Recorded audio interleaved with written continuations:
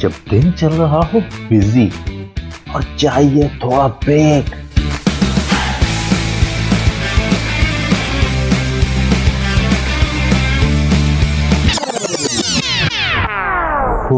I need a break. तो सुनिए delight delight with RJ Mavash Khan, Sunday to Thursday 12 to 3 PM। Radio वही अपना FM 107।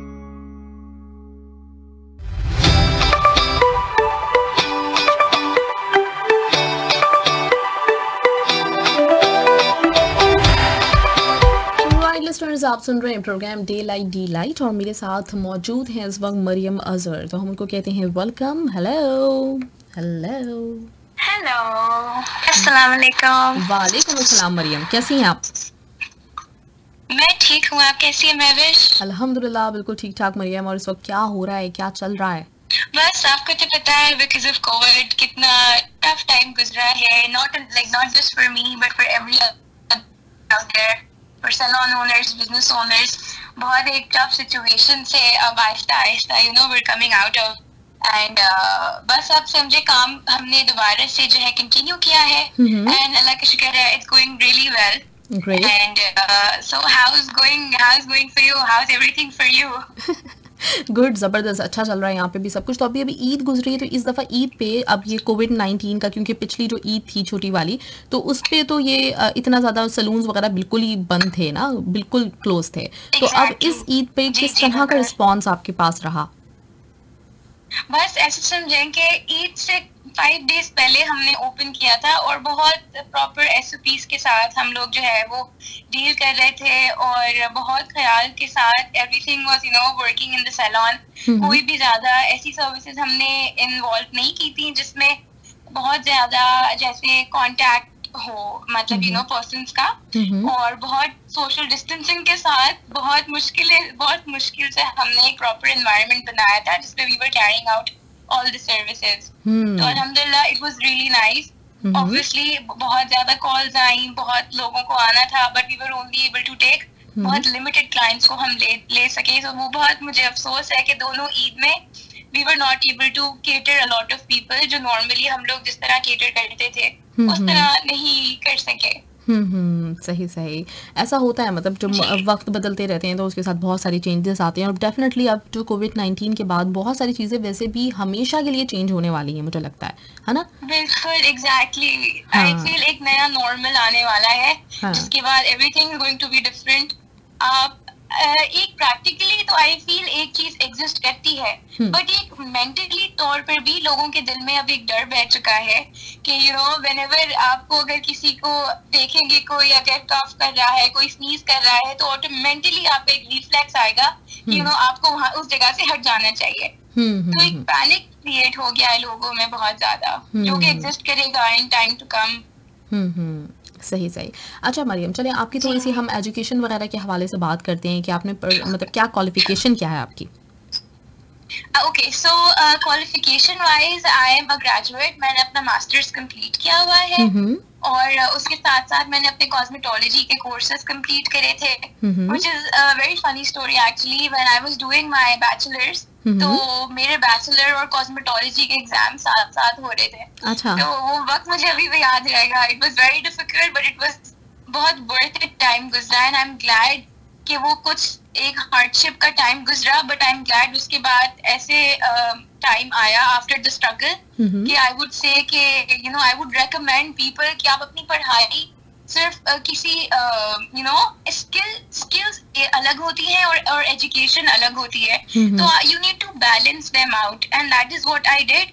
और मुझे आई एम ग्लैड कि मैंने ये चूज किया। ग्रेट, जबरदस्त। तो ये क्या था? ये शौक था या फिर ये था कि आपने सोचा हुआ था कि मुझे कोई ना कोई अपना बिजनेस करना है? क्या चीज थी, पैशन था, और ये आपने इसी फील्ड का इंतखाब क्यों किया? अच्छा, basically to tell you the truth, हुआ है ऐसा है कि मेरी जो ग्रैंड मदर थी उन्होंने लंदन से अपने मेकअप और थिएटर मेकअप के कोर्सेज किए थे। Like she used to do theatre makeup in London. Okay, great. और उसके बाद जब उनकी शादी हो गई, she came to Pakistan and यहाँ पर ऑब्वियसली आपको पता है यहाँ पे डिमांड कितनी थी फॉर गुड मेकअप तो उन्होंने अपना सैलून ओपन किया एंड माशाल्लाह उनका सैलून इतना फेमस हुआ और बहुत बहुत ज्यादा लाइक उनका क्लाइंटेल बढ़ता रहा। मतलब उनकी 25-30 ब्राइड्स होती थी इन अ डे। तो because she was very quick, क्योंकि आपको पता है थिएटर मेकअप जब आप करते हैं तो आपको बहुत क्विक होना पड़ता है, तो बिकॉज हर चीज लाइव होती है। तो इसी तरह उन्होंने स्टार्ट किया। फिर उसके बाद जब मेरी मम्मा जो है वो शादी होकर आई एंड तो मेरी जो दादी हैं उन्होंने उनको सिखाया एंड देन मेरी मम्मा ने मेकअप के साथ और सर्विसेज इंक्लूड करी सैलून में, like facials and hair services, body services, ये चीजें इंक्लूड करी। एंड देन कोई इन 2013 मैंने अपने कॉस्मेटोलॉजी के कोर्सेज कंप्लीट करके I started working in the salon. तो I started by doing hair cuts. Initially to be honest मुझे शौक नहीं था। I was all into education. मैं पढ़ाई में थोड़ा ज्यादा फोकस करती थी। मुझे सैलून से रिलेटेड इतना शौक नहीं था बिकॉज मैं बहुत एक शाय और बहुत इंट्रोवर्ट किस्म की लड़की थी। मुझे ज्यादा लोगों की कंपनी भी यहाँ तक कि पसंद नहीं थी। मैं सिर्फ अपनी बुक्स के साथ आपको नजर आया करती थी लोगों को। तो मेरे लिए बहुत बड़ा चेंज था ये, बट मुझे बहुत पसंद आया हाउ थिंग्स केम आउट। जब मैंने ये फील्ड में आई, मैंने लोगों से इंटरेक्ट किया, मैंने उनको देखा। जब मैं उनके when I used to do their hair, तो उनको वो चेंज इतना पसंद आता था कि वो मतलब they used to feel new, उन्हें बहुत अच्छा लगता था। वो लिटरली स्माइल कर रहे होते थे, they used to thank me. तो इस वजह से वो लोगों के चेहरे पे वो खुशी देखकर आई थॉट यार this is where I belong, और मैं यही करना चाहती हूँ बिकॉज मेरे काम से लोगों को जो खुशी मिलती है, I want to do this forever. सही। अच्छा, जैसे आपने भी बताया कि आपकी दादी जो है वो मेकअप एक्सपर्ट थी, और नॉर्मली जब भी लोग कुछ सैलून का काम शुरू करते हैं तो उनका ज़्यादा जो कॉन्सेंट्रेट होता है वो इसी बात पे होता है कि वो मेकअप करें, क्योंकि मेकअप एक तरह नज़र भी ज़्यादा आता है ना लोगों को, मतलब फ़ौरन से जो अट्रैक्ट करती है चीज़ वो मेकअप करता है। तो आपने हेयर कलरिंग इसका कैसे सिलेक्शन किया कि मुझे तो इस फील्ड में अपनी जो है ना एक्सीलेंस शो करनी है? ओके, सो मुझे बालों का लाइक जब मैं छोटी थी तो आई यूज्ड टू मुझे ब्रेड्स बनाना और स्टाइलिंग करना लाइक अपनी कजिन्स के हेयर पे, फ्रेंड्स के बालों पे मुझे बहुत पसंद था। तो शुरू से आई हैव दिस एक कनेक्शन रहा है मेरा बालों के साथ, आप कह सकती हैं कि मुझे हमेशा उन्हें संवारना, उन्हें और खूबसूरत बनाना बहुत पसंद था। तो बस समझिए कि मेरा पैशन इस तरफ डाइवर्टेड था। और मेकअप तो मेरा नाम है, अब ज्यादा मेकअप करती हूँ ना मैं पहले करती थी, तो इस वजह से मेकअप का मेरा शौक नहीं रहा शुरू से। It was all about hair, तो दैट्स व्हाई। जबरदस्त, ग्रेट। अच्छा, मैंने सुना है कि सारी जितनी भी हेयर कलर की कंपनीज हैं बहुत सारी, तो वो मरियम असगर को अपना ब्रांड एम्बेसडर, कलर एम्बेसडर रख रही हैं अब। तो ये क्या फील है और किस तरह, मतलब ये जो चीज है ये कैसे लेकर आई? बेसिकली असल में देखिए, मैंने जब स्टार्ट किया था तो मैंने कुछ बड़ा अपना गोल सेट नहीं किया था। मैंने सिर्फ यही सोच के स्टार्ट किया था कि मैं I am just going to grow in the present day. मैं हर दिन को यस्टरडे से बेहतर करना चाहती थी, और मैं अपनी टेक्निक्स को इवॉल्व करती गई और लोगों को मैं बहुत ज्यादा नए ट्रेंड्स लेके आई, जैसे कि कलरफुल हेयर्स हमारे यहाँ नहीं होते थे पहले, like blue, pink, purple, rose gold, baby pink, इस तरह के कलर्स कभी किसी ने ना किए हैं ना देखे थे यहाँ कराची में, पाकिस्तान में। तो मैंने उसको जो है इंट्रोड्यूस करवाया कि तो लोगों को बहुत पसंद आया। Like college going and university going लड़कियां मेरे पास बहुत आती थी अब इस तरह के कलर्स कराने के लिए, बिकॉज एक बहुत यूथफुल लुक देता है, वो आपकी पर्सनैलिटी बन जाता है फिर कलर। तो हाँ जी, तो वो फिर बहुत लोगों को पसंद आया। And I am sorry, I completely missed your question. आपने मुझसे पूछा था।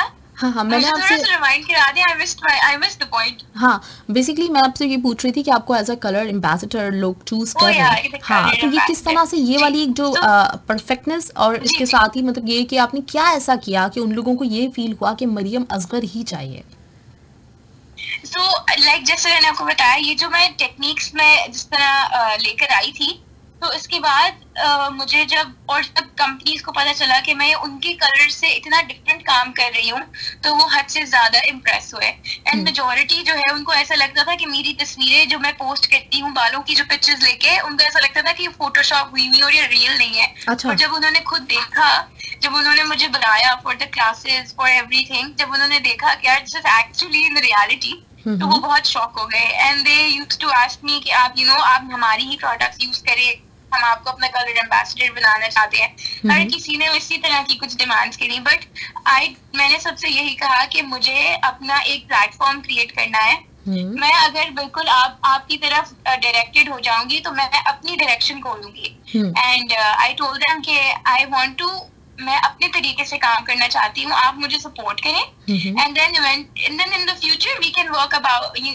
हम जो है बाद में जाके इस तरह की कोलैबोरेशन के लिए बात कर सकते हैं। बट मैंने हमेशा अपना ग्राउंड रखना चाहा, मैं कभी कंप्लीटली एक कंपनी की तरफ नहीं हुई।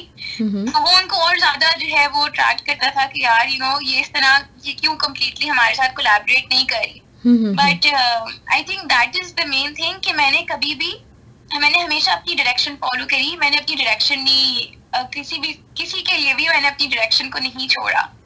ग्रेट, ज़बरदस्त। अच्छा, मैं आपको इंस्टाग्राम पे फॉलो कर रही हूँ तो मैं देखती हूँ कि आपके पास माशाल्लाह बड़ी सेलिब्रिटीज़, बड़े बड़े नाम हमारे यहाँ के इस वक्त जो इंडस्ट्री के हैं वो आ रहे होते हैं और आपसे डाई करवाते हैं और फिर बहुत ज़्यादा खुश नज़र आते हैं। तो ये क्या मैजिक है, ये ऐसा क्या है जो मरियम दे सकती हैं और दूसरे लोग नहीं देते कि वो आपके पास ही आते हैं खिंचे खिंचे?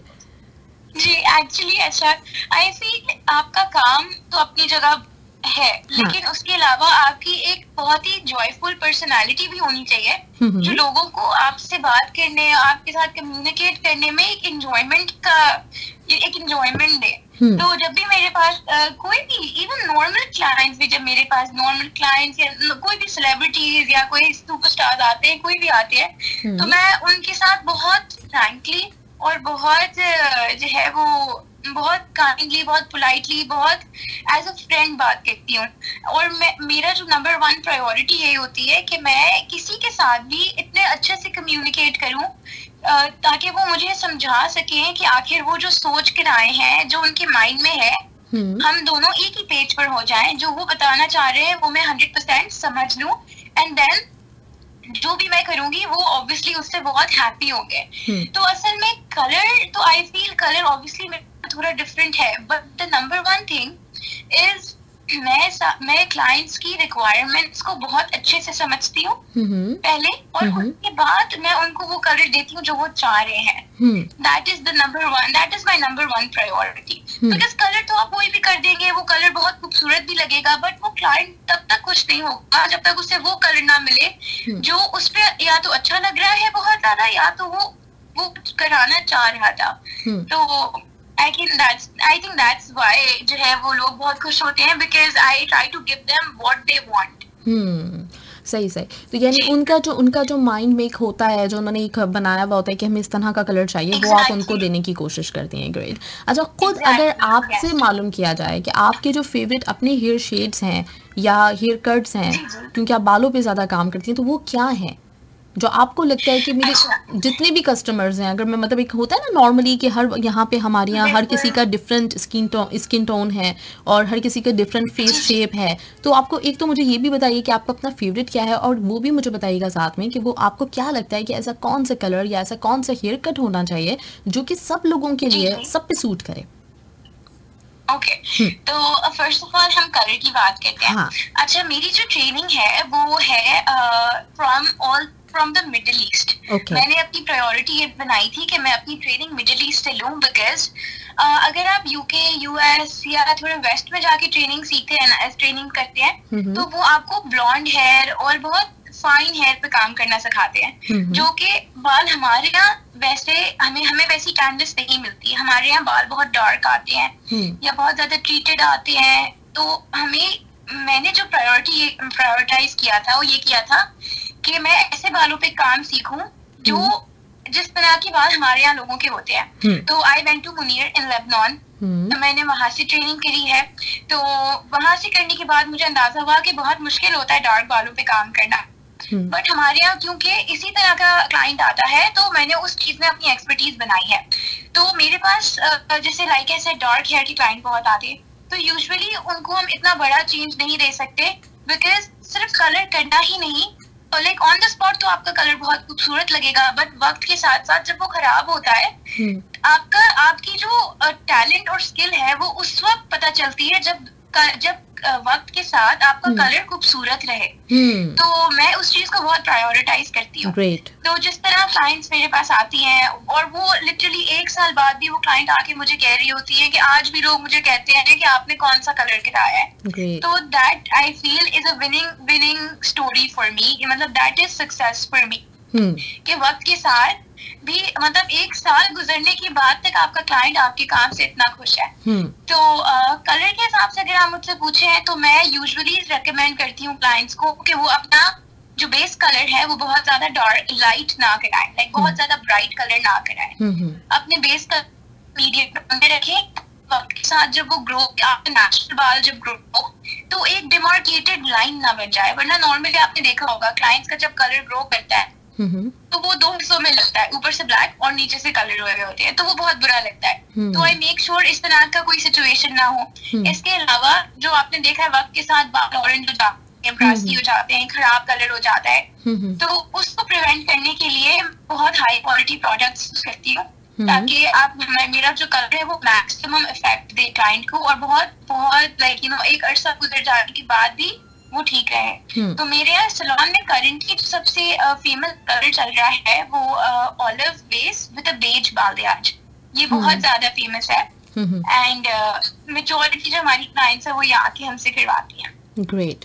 अब कट की जहाँ तक हम बात करें, कट मेरे हिसाब से आई फील कि अगर किसी का, हमारे यहाँ आपको पता है एक ट्रेंड है कि बाल लंबे हैं तो खूबसूरत है, आई एम श्योर, ठीक है, बट आई फील कि बाल तब तक खूबसूरत है जब तक वो आपसे मैनेज हो रहे हो। आप उसको एक्स्ट्रा लॉन्ग करने के बाद एक चोटी में बना के या पोनी टेल या बन बना के रखेंगी तो वो खूबसूरत नहीं लगेंगे। I mean there is no point. तो बालों को ऐसे रखिए कि आपका बाल जो है एक सर्टेन लेंथ में हो जिसको आप मैनेज कर पाए और जिसको आप अच्छे से हैंडल भी कर पाए। आई फील मेरे हिसाब से कट वही बेहतर है जो क्लाइंट पे सूट करे और जो क्लाइंट के लाइफस्टाइल और उसकी पर्सनैलिटी के हिसाब से क्लाइंट उसको हैंडल कर सके। सही, ठीक है। और आपको क्या लगता है कि कौन सा ऐसा हेयर कट है, हेयर स्टाइल है जो कि सबके फेस पे चलता है, जो हर, या फिर ये कह सकते हैं कि हर वक्त फैशन में होता है जी, या फिर वो हर वक्त फैशन में रहता है, इन रहता है हेयर कट ना, वो कौन सा है? अच्छा ठीक है, ओके ठीक है। तो अगर हम हेयर कट की बात करें जो किसी की पर्सनालिटी को 100% चेंज कर देता है, आई वुड से वो फिर we could say an long bob and a line bob. ये जो हेयर कट है बेसिकली इसके ना बाल बैक से थोड़े से शॉर्ट होते हैं और फ्रंट से थोड़े से लॉन्ग होते हैं। तो नॉर्मली हमारे आपको पता है लेयर्स का इतना ज्यादा फैशन है, बट आई फील ये जो एक लॉन्ग बॉब का एक ट्रेंड आया है उसके साथ क्लाइंट की पर्सनालिटी जो 100% चेंज हो जाती है। मतलब वो जब सैलून से बाहर निकलेंगी तो लोगों ने मतलब वो लोग ने पहचानेंगे नहीं कि is that the same person. तो आई फील वो मेरे हिसाब से मेजॉरिटी पे बहुत अच्छा रहता है, लेकिन अगर उनको शॉर्ट हेयर पसंद हो, तो अगर किसी को लॉन्ग हेयर पसंद है तो फिर आई वुड से उनके लिए I would recommend long layers. वो लॉन्ग लेयर्स लॉन्ग हेयर पे बहुत अच्छी लगती हैं। सही। अच्छा, और आपको पता होगा हमारे यहाँ जो है वो लोग जो है बाल वेट करके जो है वो हेयर कट करते हैं, बट आई प्रेफर कि मैं बालों को ड्राई करके करूँ। तो जब बाल ड्राई, मैं ब्लो ड्राई के बाद हेयर कट करना पसंद करती हूँ, क्योंकि मुझे नजर आ रहा होता है कि मैं बाल कितने शॉर्ट कर रही हूँ और जो बालों का स्ट्रैंड है वो कहाँ फेस पे किस तरह गिर रहा है, क्लाइंट पे किस तरह जो है वो फेस कट को किस तरह वो और ज्यादा इनहैंस कर रहा है क्लाइंट के फीचर्स को। तो मेरे जो हेयर कट्स हैं वो सारी ड्राई हेयर में होते हैं। ग्रेट, जबरदस्त। और मेरा ख्याल है बिल्कुल सही पॉइंट है ये, क्योंकि नॉर्मली जब कभी वो बैठ करके बालों को कट किया जाता है तो उसकी लेंथ फिर बाद में बहुत छोटी हो जाती है जितना लोग एक्सपेक्ट कर रहे होते हैं। राइट, जबरदस्त, ग्रेट, जबरदस्त। अच्छा, जहरा का मेरे पास मैसेज है मरियम आपके लिए, और ये कहती है कि hi, I love Mariam's work, I came to Karachi this Eid ul Fitr for my hair cut and she did an amazing job. Yeah, she's the best in her work and I have a beautiful personality too. I have found my safe place for all the hair related things and want her to come to Lahore, please. Oh, wow. Thank you so much, Zara. I'm really glad that you wrote this for me, and I hope to see you soon, inshallah. Right. अच्छा, ये बताएं मरियम कि इस वक्त आपका salon जो है वो कराची में है? जी जी। हाँ, तो कभी मतलब ये प्लान किया है कि इतना एक्सपेंड करें बिजनेस को अपने कि फिर वो दूसरी सिटीज में, दूसरे कंट्रीज में भी, मतलब इस तरह का कुछ प्लान है? जी बिल्कुल है हाँ एक्चुअली। हाँ आप कतर से हैं तो ऑब्वियसली आपको पता होगा, एक सैलून है जिसका नाम है रूट्स, हाँ और उनकी बहुत ज्यादा ब्रांचेस भी हैं। हाँ हाँ। तो उनके साथ जो है मेरा भी कोलैबोरेशन होना था in 2020 in March, okay but great. Because of the covid मैं नहीं आ सकी। हाँ हाँ। तो इंशाल्लाह मैं उनसे बात कर, like I am in talks with them. अब देखें जब भी पॉसिबल होगा मैं इंशाल्लाह आऊंगी, क्योंकि आपको पता है कोविड की वजह से हर जगह का बिजनेस अफेक्ट हुआ है। हाँ तो आई फील ये इस वक्त आइडियल टाइम नहीं है मेरा इंटरनेशनली ट्रैवल करने का फॉर हाँ हाँ वर्क, क्योंकि बिजनेस ऑलरेडी इतना हैम्पर हुआ हुआ है। हाँ हाँ तो जैसे ही थोड़ी सिचुएशन सेटल होगी इंशाल्लाह आई बी कमिंग टू दोहा हाँ वेरी ग्रेट, सून। ज़बरदस्त। अच्छा, अभी आपसे बात करते हुए मैं सोच रही थी, जब से मैं आपको फॉलो कर रही हूँ इंस्टा पे, तो मैं सोच रही थी कराची जाऊंगी जी तो आपके सलून जी ज़रूर जाऊंगी। तो ये अच्छा हो जाएगा कि इंशाल्लाह ऑफ कोविड कोर्स 19 के बाद आप हमारे यहाँ आ जाएंगी। ग्रेट, इंशाल्लाह आई विल ज़बरदस्त। कम फॉर अ वीक, एक हफ्ते के लिए आके मैं मेरे, बिकॉज मेरे वहाँ असल में मेरी एक क्लाइंट ने मुझे रेकमेंड, मेरी एक क्लाइंट है उन्होंने मुझे, मैं उनका नाम आपसे, शहरबानो नाम है उनका, उनका इंस्टाग्राम पे पेज है द पीएमपी मॉम के नाम से। ओके तो उन्होंने मुझे रेकमेंड किया था कैरोलिन, रूट्स में एक मैनेजर है उनका नाम है कैरोलिन, उनका रेकमेंड किया था। तो बट आपको पता है सिचुएशन की वजह से, जैसी सिचुएशन बेहतर होगी इंशाल्लाह मैं आऊंगी। ओके ग्रेट, ज़बरदस्त। अच्छा, अब ये मुझे बताएं कि हर किसी की ना अपनी अपनी फील्ड में कोई ना कोई इंस्पिरेशन ज़रूर होती है, तो आपकी अपनी फील्ड में जी कौन बिल्कुल। इंस्पिरेशन है? कि मुझे आपकी आवाज नहीं आई, क्या आप रिपीट कर सकती हैं? मैं ये पूछ रही हूँ आपसे कि हर बंदे की ना कोई जो वो काम कर रहा होता है उसको लेके इंस्पिरेशन होती है, तो आपकी इंस्पिरेशन कौन है? Of course, okay.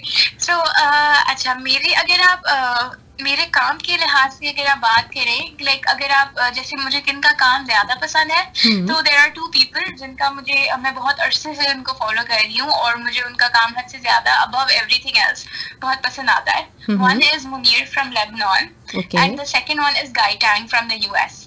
ये दो लोगों का, like they are my ideal काम के लिहाज से। और अगर मैं अपनी फील्ड के लिहाज से और एक बिजनेस सॉर्ट ऑफ व्यू से अगर मैं बात करूं, तो मतलब ऑब्वियसली मेरा जो आइडियल पर्सनालिटी, तो फिर वो मेरी मॉम ही हो सकती है, because I have seen her, you know, मैंने उन्हें देखा है किस तरह उन्होंने सैलून को कहाँ से कहाँ लेके गई, एंड किस तरह उन्होंने मुझे पुश किया इस फील्ड में आने के लिए, और वो किस तरह हम जब छोटे थे हमारे साथ, मतलब मैं और मेरा भाई हमारे साथ जब उन्होंने पूरा सैलून वो हैंडल करती थी। तो मेरे लिए मेरी लाइक पर्सनली आइडियल जो है वो बिजनेस के लिहाज से तो वही है। सही सही। अच्छा, एक बिल्कुल डिफरेंट सा मैं आपसे सवाल करती हूँ। नॉर्मली जैसे आप माशाल्लाह से हेयर कट एक्सपर्ट हैं, हेयर कलर एक्सपर्ट हैं, लोग आपके पास आते हैं, बहुत सारे लोगों की आप फेवरेट होंगी, जब भी वो किसी और के पास नहीं जाते आपके पास आते हैं। तो क्या कभी ऐसा होता है कि आपको अपना कोई क्लाइंट अच्छा लगता हो, मतलब इतने सारे जब क्लाइंट्स आते हैं कोई जहन में रह जाता हो, किसी का मतलब कोई चीज़ ऐसी हो जो आपके हमेशा माइंड में रहती हो या आप पसंद करते हो जब वो आता हो? तो यस डेफिनेटली ऐसा बिल्कुल है। और मैं आपको एक छोटी स्टोरी भी बताना चाहूंगी कि अभी एक क्लाइंट मेरी आई जो कि 3 साल बाद वो वापस आई लाहौर से, और उन्होंने मुझसे कलर कराया।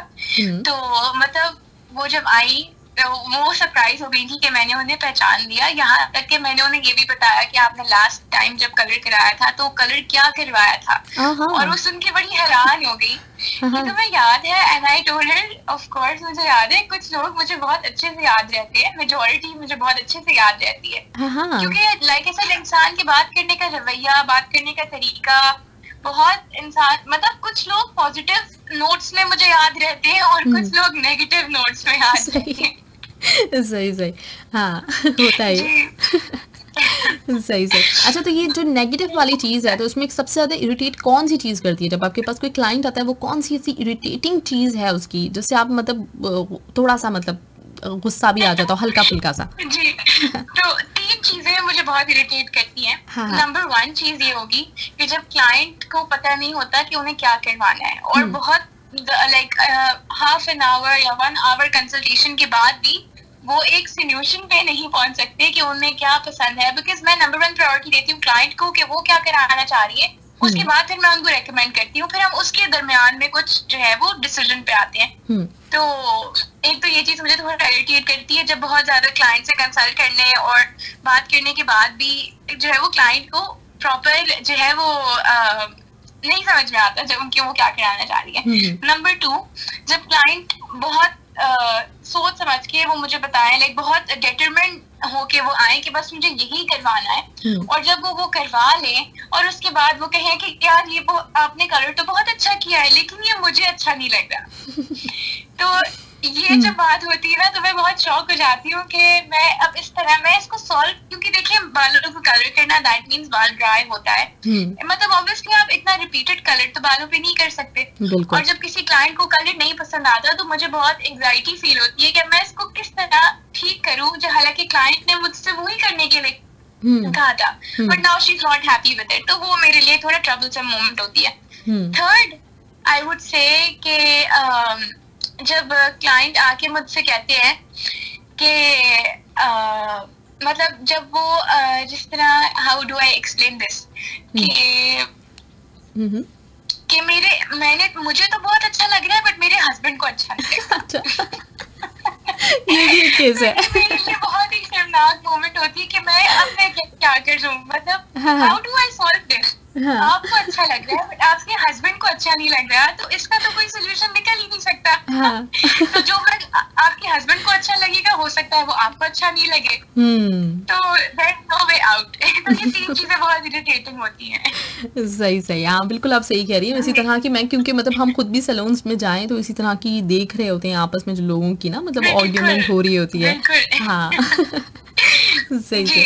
अच्छा, मुझे ये भी साथ में बताएं कि आपकी जो फील्ड है हेयर कलर से रिलेटेड, तो इसमें भी मुख्तलिफ मतलब जो ना आए दिन नए चेंजेस आ रहे हैं, तो कंपटीशन बहुत ज़्यादा है इस वक्त हर तरह की फील्ड में, स्पेशली फैशन इंडस्ट्री की कोई भी चीज़ हो, सलून्स हो, ड्रेसिंग हो, कुछ भी, तो उसमें बहुत ज़्यादा हर गुजरते दिन के साथ कोई ना कोई चेंज होता है।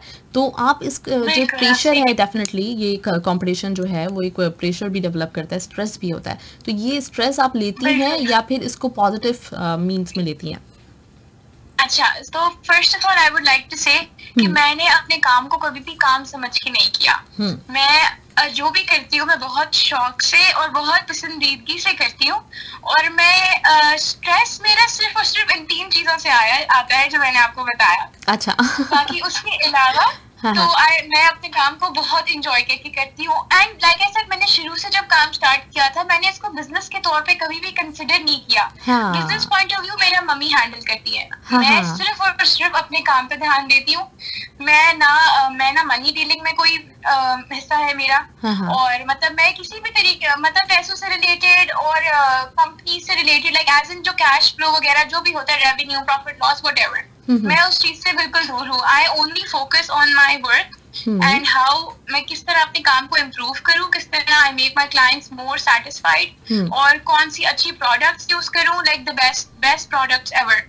तो इस वजह से आई फील मुझे अपने कंपटीशन का अल्हम्दुलिल्लाह ना कभी डर था और ना कभी डर है, क्योंकि लोग जब मेरे पास आते हैं तो वो यही कंसिडर करके आते हैं कि यार इसके लिए ये काम इसका बिजनेस नहीं है, शी डज दिस बिकॉज उनको ये काम पर्सनली करना पसंद है।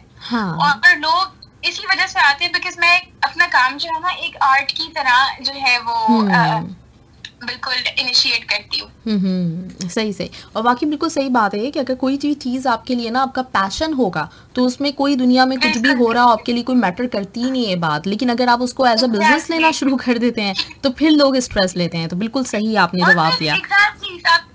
फिर वो जो कंपटीशन का स्ट्रेस है वो आपको आगे भी नहीं बढ़ने देता। बिल्कुल सही बात है।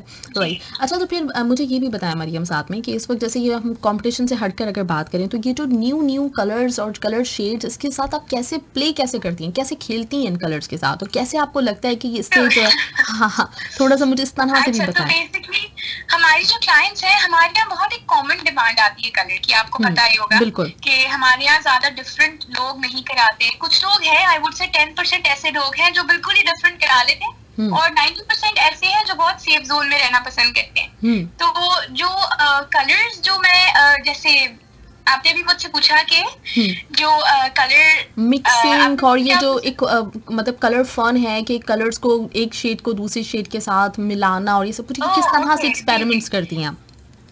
बिल्कुल। तो बेसिकली होता है, मैं कभी भी कोई भी कलर डायरेक्टली बॉक्स से उठाकर नहीं लगाती, कभी भी मैं ट्यूब से उठा के डायरेक्टली कलर नहीं लगाऊंगी, मैं उसके अंदर बहुत ज्यादा मिक्सिंग करती हूँ।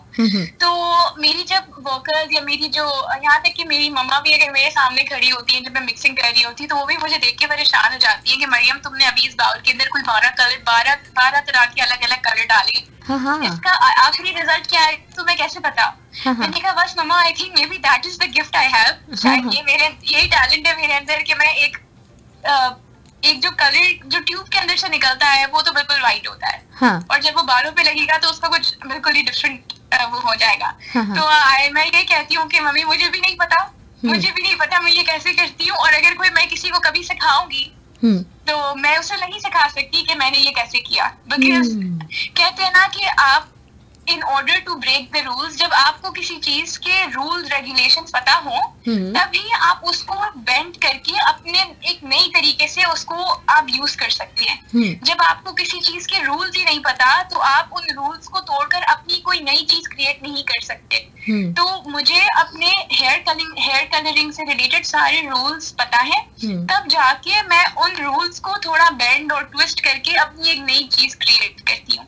Great. तो मिक्सिंग की, जहाँ तक कलर मिक्सिंग की बात है, तो ये बहुत ही डिफिकल्ट चीज है। आई फील मतलब 7 साल हो गए मेरी असिस्टेंट को मेरे साथ काम करते हुए, वो भी ये चीज नहीं समझ सकी आज तक। बिकॉज उसके लिए देखें, अगर मैं एक कलर बनाऊंगी और मैं वो 2 डिफरेंट क्लाइंट्स के बालों में लगाऊंगी तो दोनों के बालों में कलर डिफरेंट आएगा। एक ही कलर 2 लोगों के बालों में डिफरेंट आएगा क्योंकि दोनों के बालों के कलर अलग अलग है। इसी तरह इसकी एक एग्जांपल ये है कि अगर आप कोई पेंटिंग बनाते हैं, अगर आप व्हाइट पेपर के ऊपर पेंटिंग बनाएंगे तो उसका कलर डिफरेंट आएगा। अगर आप ऑरेंज कलर के पेपर के ऊपर एक पेंटिंग बनाएंगे तो उसका कलर कम्प्लीटली बदल जाएगा। तो इसकी एग्जांपल ऐसी है बालों के ऊपर भी है कि अगर आप किसी के ब्लैक बालों के ऊपर कलर करेंगे तो कलर डिफरेंट आएगा, अगर आप किसी के नेचुरल ब्राउन बालों पे कलर करेंगे तो कलर डिफरेंट आएगा। तो बहुत सोच समझ के, बहुत ख्याल के साथ मिक्सिंग करनी पड़ती है। सही हाँ, क्योंकि वाकई मतलब ये काफी मुश्किल काम भी है, और जैसे आपने कहा कि ट्यूब से जब कलर निकलता है तो वो वाइट ही होता है, अब उसके बाद मिक्सिंग के बाद और फिर बालों पे लगने के बाद उसका क्या शेड बनेगा। और makeup I feel is very easy, इस लिहाज से मेकअप बहुत इजी, आप निकालें लगा दें, आपको पता है आप कौन सा कलर लगा रहे हैं, किस तरह करें, तभी हर कोई जो है वो मेकअप के अंदर है। एवरीवन इज वो मेकअप के टुवर्ड्स जो है वो डायरेक्टेड है कि यार मेकअप अच्छा है, इजी है, हम अपने आप को खूबसूरत भी बना सकते हैं खुद से करके। बट बालों का थोड़ा डिफरेंट, थोड़ा नहीं बहुत ज्यादा डिफरेंट है केस। और अगर देखा जाए बालों से ही बंदे की पर्सनालिटी बनती है, अगर बाल खराब तो समझो पर्सनालिटी खराब। बिल्कुल सही कह रही हैं। हाँ, बिल्कुल सही कह रही हैं। हाँ, अच्छा मरियम, आप आपके फ्यूचर प्लान, मतलब कोविड-19 को थोड़ा सा साइड पे रखते हैं कि ये है इस वक्त एग्जिस्ट करता है, लेकिन उससे हटकर आपसे पूछा जाए कि फ्यूचर प्लान क्या है अपनी ही फील्ड में, मजीद आपने कुछ और आगे करना है या फिर आप मतलब कुछ और भी कुछ है माइंड में कि कुछ डिफरेंट भी करना है? अच्छा जी, सो मेरा इस करंटली जो मेरे पास जो मैंने प्लान किया था फॉर दिस ईयर वो ये था कि नंबर 1 तो मुझे दोहा आना था, वो कोलैबोरेशन के लिए फॉर हेयर सैलून में, रूट्स में कोलैबोरेशन के लिए मुझे आना था। सेकंड जो मेरा था वो मुझे मलेशिया में एक सैलून से कोलैबोरेट करना था, और जो कि मेरा इनकम्प्लीट रह गया बिकॉज मलेशिया मैंने ट्रैवल करना चाह रही थी फेब में, बट पॉसिबल नहीं हुआ। तो इंशाल्लाह मैं इन प्लान्स को नेक्स्ट ईयर के लिए डिलीट कर देती हूँ। तो ये 2 मेरे फिलहाल प्लान्स थे। अच्छा, इंटरनेशनली मैं एक्सपैंड करना चाह रही हूँ, नेशनली मुझे करना है एक्सपैंड, बट मुझे पता है नेशनली इतना ज्यादा डिफिकल्ट नहीं होगा मेरे लिए, it will be very easy. अगर और इस साल मुझे लाहौर का प्लान करना था इन जून, बट एनीवेज नेक्स्ट ईयर करेंगे, और इंशाल्लाह लाहौर और इस्लामाबाद का, बिकॉज मुझे इतने क्लाइंट्स, इतने लोग मैसेज करते हैं कि आप प्लीज लाहौर आए, प्लीज इस्लामाबाद आए, प्लीज आए, और मैं उनसे कहती हूँ कि बस इंशाल्लाह मैं आने वाली हूँ, और वो हो नहीं पाता बिकॉज ऑफ सर्टेन अनसर्टेनिटीज की वजह से नहीं हो पाता। बट अब इंशाल्लाह मैंने डेफिनेटली अब ये जो सिचुएशन चली है इसके बाद तो मैंने सिर्फ यही इससे सीखा है कि आपका कोई इंतजार नहीं करेगा, आपने खुद आगे बढ़ के अपना काम जो है वो मुकम्मल करना है। तो मैं अब कुछ भी हो जाए नेक्स्ट ईयर इंशाल्लाह मैं लाहौर, इस्लामाबाद, कतर और मलेशिया, ये चार जो है मेरी टॉप ऑफ द लिस्ट है, जो इंशाल्लाह नेक्स्ट ईयर मैं इन 4 जगह पे कोलैबोरेशंस करूंगी। ग्रेट, ज़बरदस्त। ये आपका है फ्यूचर प्लान। अच्छा, इसके साथ ही मुझे ये भी बताएं कि वो तमाम ख़वातीन जो कि चाहती हो इस फील्ड में आना, चाहे वो मेकअप से रिलेटेड हो, हेयर से रिलेटेड हो, तो उनके लिए आपका क्या मैसेज होगा? क्या उनको आप मैसेज देना चाहेंगी? तो first of all I would like to say कि इस फील्ड में स्ट्रगल बहुत है। इनिशियली आपको बहुत ज्यादा लॉस भी फेस होगा मॉनेटरी वाइज। तो ये जब आप एक स्ट्रगल को फेस कर रहे हो तो मैं यही उनसे कह सकती हूँ कि आप प्लीज गिव अप नहीं करना। और अगर कोई फ्रॉम द स्क्रैच स्टार्ट करना चाहता है, लाइक अगर किसी ने हेयर कलरिंग सीखी और फिर वो स्टार्ट करना चाहता है, तो उसका बेहतरीन तरीका ये है कि आप किसी सैलून में इंटर्नशिप करें। इंटर्नशिप करें, किसी अच्छे बड़े स्टाइलिस्ट के अंडर रहकर आप काम करें, उनका काम देखें, उनसे सीखें।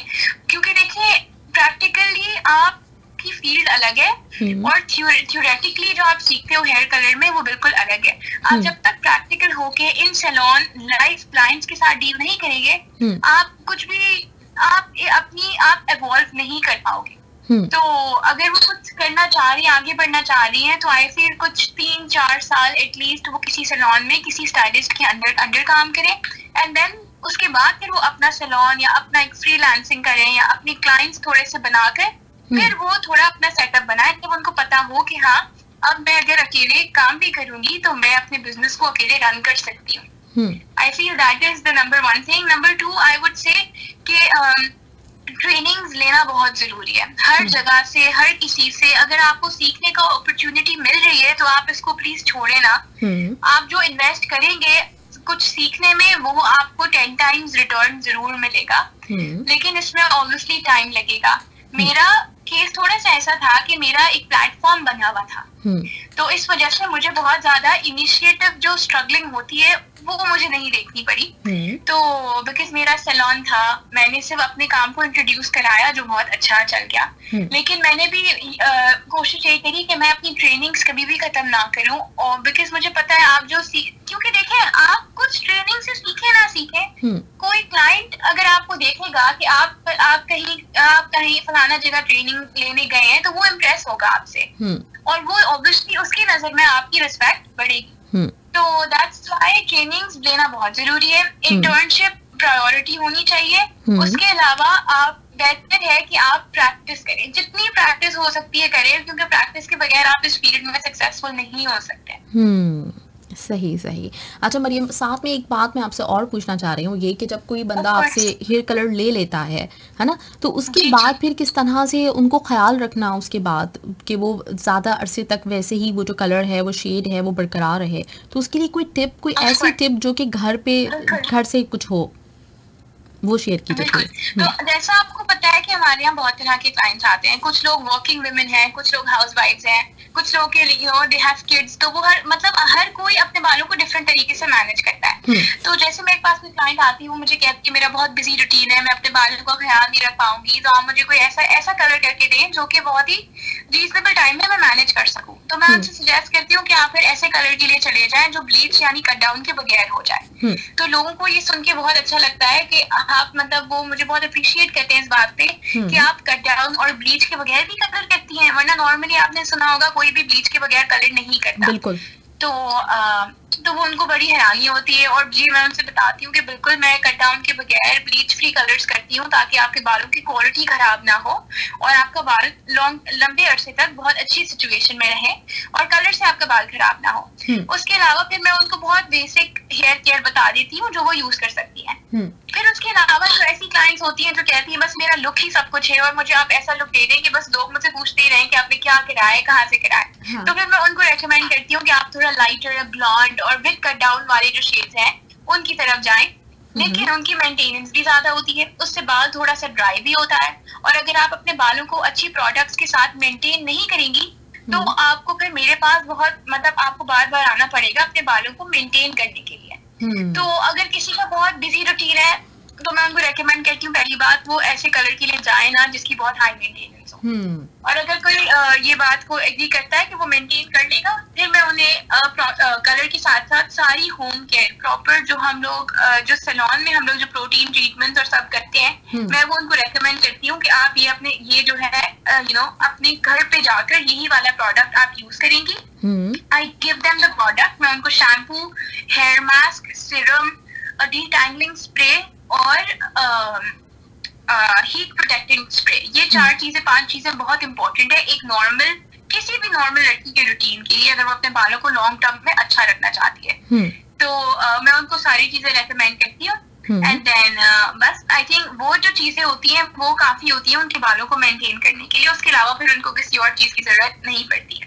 ग्रेट ज़बरदस्त, क्योंकि वही चीज़ है ना कि कलर सब करवा लेते हैं लेकिन उसके बाद उनका ख्याल रखना बहुत ज़्यादा इंपॉर्टेंट है। अगर आप उनका ख्याल नहीं रखते हाँ तो फिर वो खराब हो जाते हैं। मैं यही एक एग्जांपल देती हूँ अपने क्लाइंट्स को, जो कि जब कलर गिराने के बाद अपने घर पे अगर वो कोई भी local drug store shampoo use करेंगी तो मैं उनको यही रेकमेंड, मैं उनसे ये पूछती हूँ कि अगर आप गुची का बैग लेंगी तो आप उसे धोबी के पास तो नहीं देंगी धोने के लिए, आप उसे प्रॉपर ड्राई क्लीनर्स में देंगी धोने के लिए। इसी तरह आपके बाल भी हैं, अगर आप बहुत एक्सपेंसिव लॉन ड्रेस लेंगी तो आप उसको बहुत भी डंडी से तो वॉश नहीं करेंगी, उसे बहुत एहतियात से तरीके से वॉश करेंगी। इसी तरह मैंने उन्हें समझाती हूँ कि जिस तरह आप अपने बाल कलर कराती हैं अच्छी जगह से तो उनको राइट। जी मरियम, आवाज आ रही है आपको? हेलो, जी आ रही है, मुझे आ रही है। तो ये मैं बोल रही थी कि जब तक आप कलर करा लो और मेंटेन नहीं करो तो आपका बाल बहुत ही बेसिक लगेगा। और लोग मेरे पास बेसिक के लिए नहीं आते, they come for something very unique, वो बहुत यूनिक चीज कराने आते हैं। तो इस तरह पे क्लाइंट को गाइड करना बहुत जरूरी हो जाता है। राइट, बिल्कुल सही बात है। अच्छा मरियम, आपकी माशाल्लाह से बात करके मुझे बहुत अच्छा लगा है और मैं आपसे पर्सनली चाहूंगी कि आगे भी आप हमें टाइम जरूर दीजिएगा। कुछ अगर छोटी छोटी सी टिप्स अगर हमें आपकी तरफ से मिल जाए करें तो हम जरूर, मतलब हम बड़ा अच्छा फील करेंगे और हमारे जितने लिसनर्स हैं वो भी बड़े खुश होंगे। ठीक है, तो मैं जरूर आपसे बात करती हूँ, ऑफ एयर भी बात करती हूँ। इंस्टाग्राम जो है जी मैं बहुत सारी टिप्स और इस तरह की हेयर केयर टिप्स जो है अपने इंस्टाग्राम पे रेगुलरली पोस्ट करती हूँ। तो अगर किसी को भी जो थोड़ी गाइडलाइन चाहिए हो अपने बालों के लिए तो वो मुझे इंस्टाग्राम पे मैसेज करे और I will definitely help them. जी बिल्कुल, मैंने आपका इंस्टाग्राम भी से रिलेटेड या मैंने आपका इंस्टाग्राम भी और फेसबुक दोनों लिंक्स जो हैं वो अपनी पोस्ट के साथ मैंने उस पर डाले हुए हैं। तो जितने भी लिसनर्स हैं जो सुन रहे हैं उनको चाहिए होगा तो डेफिनेटली वो आपसे कांटेक्ट वहाँ पे करेंगे। और उससे हटकर आप हमें पर्सनली भी टाइम दीजिएगा हमारे रेडियो के लिए कि हम आपको मतलब आगे भी आपकी सर्विसेज ले सकें। ठीक है,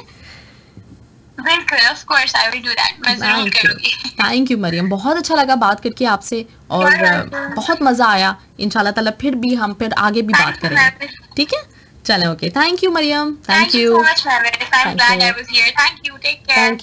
बाय बाय।